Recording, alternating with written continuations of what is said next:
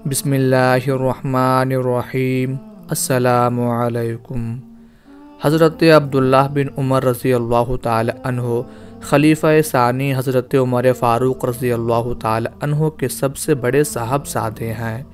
حضرت عبداللہ بن عمر رضی اللہ تعالی عنہ کی ولادت 3 نبوی یعنی بعثت کے تیسرے سال ہوئی۔ ان کی والدہ کا نام زینب بنت مظعون رضی اللہ تعالی عنہا ہے۔ ام المومنین حضرت حفصہ رضی اللہ تعالی عنہا بھی انہی کی صاحبزادی ہیں۔ بچپن ہی میں اپنے والدین کے ساتھ حضرت عبداللہ رضی اللہ تعالی عنہ بھی ایمان لے آئے تھے۔ ہجرت بھی اپنے والد حضرت عمر رضی اللہ تعالی عنہ کے ساتھ کی ہے۔ بعض مورخین نے لکھا ہے کہ ابن عمر رضی اللہ تعالی عنہ اپنے والد سے پہلے مدینہ منورہ ہجرت کر کے آ گئے تھے۔ ہجرت کے وقت ان کی عمر صرف 10 سال تھی۔ غزوہ بدر کے وقت خود رسول اللہ صلی اللہ علیہ وآلہ وسلم کی خدمت میں جا کر عرض کیا، میں غزوہ میں شریک ہونا چاہتا ہوں، لیکن آپ صلی اللہ علیہ وآلہ وسلم نے کم عمری کی وجہ سے واپس کر دیا۔ غزوہ احد میں بھی ایسا ہی ہوا۔ پھر غزوہ خندق میں جب ان کی عمر 15 سال کی ہوئی تو آپ نے ان کی درخواست قبول فرما کر غزوہ میں شرکت کی اجازت دے دی۔ اس کے بعد تو تمام غزوات میں شریک رہے۔ حضرت عبداللہ بن عمر رضی اللہ تعالی عنہ حضرت عمر فاروق رضی اللہ تعالی عنہ کے سب سے زیادہ باکمال صاحبزادے ہیں، جن کے صلاح و تقوی کی شہادت خود زبان نبوت نے دی ہے۔ صحیح بخاری و صحیح مسلم وغیرہ کی روایت میں ہے کہ عبداللہ بن عمر رضی اللہ تعالی عنہ فرماتے ہیں، میں نے ایک رات خواب دیکھا کہ 2 فرشتے پکڑ کر مجھے آگ کے ایک کنویں کے پاس لے گئے۔ میں اس کو دیکھ کر ڈر گیا اور اعوذ باللہ من النار اعوذ باللہ من النار پڑھنے لگا۔ ایک اور فرشتے نے مجھ سے کہا، ڈرو نہیں۔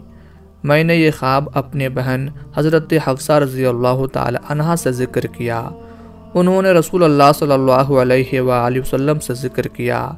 آپ صلی اللہ علیہ وآلہ وسلم نے ارشاد فرمایا، عبداللہ بہترین شخص ہیں، کیا ہی اچھا ہو تہجد بھی پڑھنے لگیں۔ رسول اللہ صلی اللہ علیہ وآلہ وسلم کے اس ارشاد کو سننے کے بعد حضرت عبداللہ بن عمر رضی اللہ تعالی عنہ رات کو بس برائے نام ہی سوتے تھے۔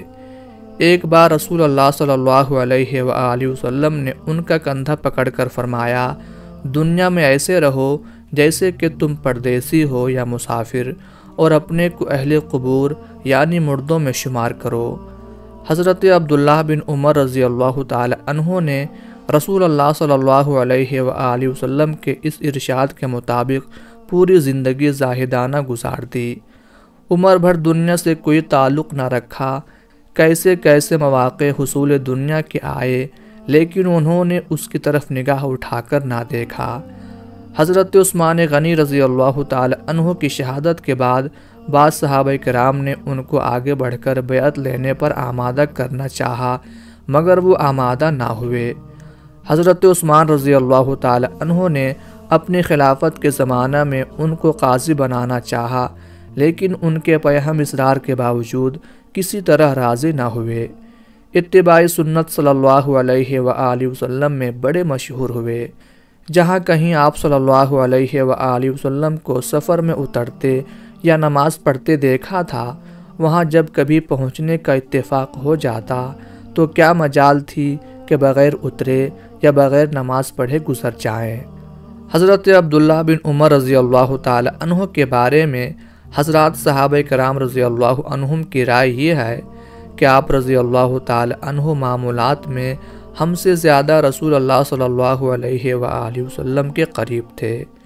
حضور صلی اللہ علیہ وآلہ وسلم سے اور آپ صلی اللہ علیہ وآلہ وسلم کے آثار سے پیار کا یہ عالم تھا کہ دیکھنے والا آپ رضی اللہ تعالی عنہ کو مجنون تصور کرتا۔ حضرت نافع رضی اللہ تعالی عنہ کا بیان ہے، اگر تم حضرت ابن عمر رضی اللہ تعالی عنہ کو آثار رسول اللہ صلی اللہ علیہ وآلہ وسلم کی اتباع کرتے ہوئے دیکھتے تو کہتے یہ تو کوئی دیوانہ ہے۔ آثار رسول صلی اللہ علیہ وآلہ وسلم سے محبت و پیار کی ایک جھلک بھی ملاحظہ کر لیجئے کہ آپ رضی اللہ تعالی عنہ ان درختوں کو ہمیشہ پانی دیا کرتے جن کے بارے میں یہ علم ہوتا کہ ان کے نیچے حضور نبی کریم صلی اللہ علیہ وآلہ وسلم تشریف فرما ہوئے۔ پوچھنے پر بیان کرتے کہ یہ اس لیے کرتا ہوں تاکہ میرے آقا صلی اللہ علیہ وآلہ وسلم کی یادیں تر و تازہ رہیں۔ ایک مرتبہ حضرت عبداللہ بن عمر رضی اللہ تعالی عنہ حج کے سفر پر چلے۔ راستے میں انہوں نے اپنی سواری کو ایک جگہ پر روکا، نیچے اترے اور ویرانے میں ایک طرف کو اس طرح گئے جیسے کوئی آدمی قضائے حاجت کے لیے جاتا ہے، پھر ایک جگہ پر بیٹھ گئے۔ لگتا یوں تھا کہ فراغت حاصل کرنے کے لیے بیٹھے ہیں، مگر وہ فارغ نہیں ہوئے بلکہ ایسے ہی واپس آ گئے اور اونٹ پر بیٹھ کر آگے چل پڑے۔ ساتھیوں نے پوچھا، حضرت آپ کے اس عمل کی وجہ سے ہمیں رکنا پڑا ہے، حالانکہ آپ کو فراغت حاصل کرنے کی ضرورت نہیں تھی۔ آپ رضی اللہ تعالی عنہ فرمانے لگے کہ میں اس لیے نہیں رکا تھا کہ مجھے ضرورت تھی، بلکہ اصل میں بات یہ ہے کہ میں نے ایک مرتبہ نبی کریم صلی اللہ علیہ وآلہ وسلم کے ساتھ اسی راستے سے سفر کیا تھا۔ اس جگہ پر میرے محبوب صلی اللہ علیہ وآلہ وسلم رکے تھے اور آپ صلی اللہ علیہ وآلہ وسلم نے اس جگہ پر جا کر قضائے حاجت سے فراغت حاصل کی تھی۔ میرا جی چاہا کہ میں بھی محبوب صلی اللہ علیہ وآلہ وسلم کے اس عمل کے مطابق اپنا عمل کر لوں۔ ناظرین، اس سے اندازہ لگائیے کہ وہ نبی کریم صلی اللہ علیہ وآلہ وسلم کی اداؤں کے کتنے محافظ تھے۔ وہ جو کچھ بھی محبوب صلی اللہ علیہ وآلہ وسلم کی زبان سے سنتے تھے یا ان کو کرتے ہوئے دیکھتے تھے اس کے مطابق عمل کرتے تھے۔ حجاج بن یوسف عبد الملک بن مروان کے دور حکومت میں مکہ مکرمہ کا گورنر بن گیا تھا۔ حضرت عبداللہ بن عمر رضی اللہ تعالی عنہ کا شمار جید صحابہ کرام رضوان اللہ علیہم اجمعین میں ہوتا ہے۔ آپ رضی اللہ تعالی عنہ نے ہمیشہ حق کی آواز بلند فرمائی، اسی وجہ سے حجاج بن یوسف آپ رضی اللہ تعالی عنہ کا مخالف تھا، لیکن بظاہر وہ آپ رضی اللہ تعالی عنہ کو کچھ نہیں کہہ سکتا تھا، مگر در پردہ وہ اس کوشش میں تھا کہ کسی طرح حضرت عبداللہ بن عمر رضی اللہ تعالی عنہ کو ٹھکانے لگا دیا جائے۔ ایک دن حجاج بن یوسف نے خطبہ دیا اور نماز میں تاخیر کر دی۔ حضرت عبداللہ رضی اللہ تعالی عنہ نے فرمایا، اے حجاج، سورج تمہارا انتظار نہیں کرے گا، نماز پڑھاؤ۔ حجاج کو یہ بات سن کر بڑا غصہ آیا اور کہنے لگا، میرا دل چاہتا ہے کہ میں یہ گردن اڑا دوں جس میں تیری آنکھیں ہیں۔ حضرت عبداللہ بن عمر رضی اللہ تعالی عنہ نے آہستگی سے فرمایا، تو ہرگز ایسا نہیں کر سکتا کیونکہ تو ایک بیوقوف حاکم ہے۔ حجاج نے آپ رضی اللہ تعالی عنہ کی اس بات کو نہ سنا کیونکہ آپ نے یہ بات آہستہ سے فرمائی تھی۔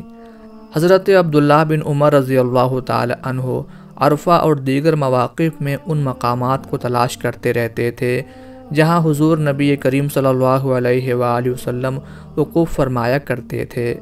حجاج کو آپ رضی اللہ تعالی عنہ کی یہ باتیں بہت ہی ناگوار گزرتی تھیں، لیکن وہ احکام حج میں آپ رضی اللہ تعالی عنہ کی مخالفت نہیں کر سکتا تھا اور نہ ہی اعلانیہ طور پر آپ رضی اللہ تعالی عنہ کو قتل کر سکتا تھا، بس اپنے دل میں پیچ و تاب کھاتا رہتا تھا۔ آخر ایک دن اس نے ایک شخص کو اس بات پر تیار کیا کہ وہ اپنے نیزے کی نوک زہر آلود کرے اور عرفات کے دن عام ہجوم میں حضرت عبداللہ بن عمر رضی اللہ تعالی عنہ کے پاؤں کو چبھو دے۔ چنانچہ جب لوگ عرفات سے مزدلفہ کی طرف جا رہے تھے تو اس شخص نے راستے میں زہر آلود نیزے کی نوک سے حضرت عبداللہ بن عمر رضی اللہ تعالی عنہ کے پاؤں کو زخمی کر دیا۔ اسی زخم سے آپ رضی اللہ تعالی عنہ کی موت ہو گئی۔ یہ واقعہ 63 ہجری میں پیش آیا۔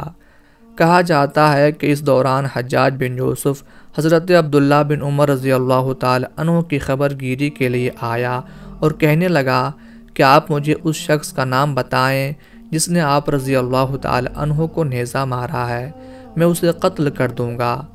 حضرت عبداللہ بن عمر رضی اللہ تعالی عنہ نے فرمایا، اے حجاج، تو ہرگز ایسا نہیں کرے گا۔ حجاج کہنے لگا، اگر میں ایسا نہ کروں تو اللہ تعالیٰ مجھے قتل کرے۔ حضرت عبداللہ رضی اللہ تعالی عنہ نے فرمایا، اے حجاج، تو نے حرم پاک میں ہتھیار داخل کرنے کا حکم دیا ہے اور تو نے ہی مجھے مارا ہے۔ یہ سن کر حجاج بن یوسف شرمندہ ہو گیا اور کہنے لگا، اے عبداللہ بن عمر رضی اللہ تعالی عنہ، ایسا نہ کہیں۔ یہ کہہ کر خاموشی سے چلا گیا، اور پھر اس کے چند دن بعد حضرت عبداللہ بن عمر رضی اللہ تعالی عنہ کا انتقال ہو گیا۔ حجاج نے ہی آپ رضی اللہ تعالی عنہ کی نماز جنازہ پڑھائی۔